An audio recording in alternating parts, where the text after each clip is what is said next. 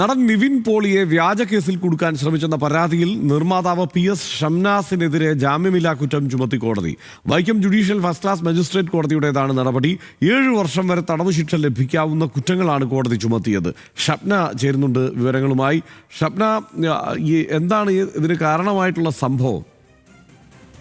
Action hero Biju എന്ന ചിത്രത്തിൻ്റെ അവകാശം സംബന്ധിച്ചുള്ള ഒരു തർക്കമായിരുന്നു. ഇതുമായി ബന്ധപ്പെട്ട് ഇതിൻ്റെ വിതരണ അവകാശം നിവിൻ പോളിയുടെ കമ്പനിക്കായിരുന്നു. എന്നാൽ ഫിലിം ചേംബറിൽ നിന്ന് ഈ ഷംനാസ് വ്യാജമായി ഇത്തരത്തിൽ ഇതിൻ്റെ അവകാശത്തിനുള്ള അധികാരം അല്ലെങ്കിൽ അത്തരത്തിലുള്ള രേഖകൾ സംഘടിപ്പിച്ചു എന്നാണ് നിവിൻ പോളിയുടെ പരാതി. ഇതുമായി ബന്ധപ്പെട്ട് നിവിൻ പോളിക്കെതിരെ ഷംനാസ് നേരത്തെ കേസ് കൊടുത്തിരുന്നു. അതിനെതിരെയാണ് നിവിൻ പോളി വൈക്കം കോടതിയിൽ ഇത്തരം ഒരു പരാതി നൽകിയത്.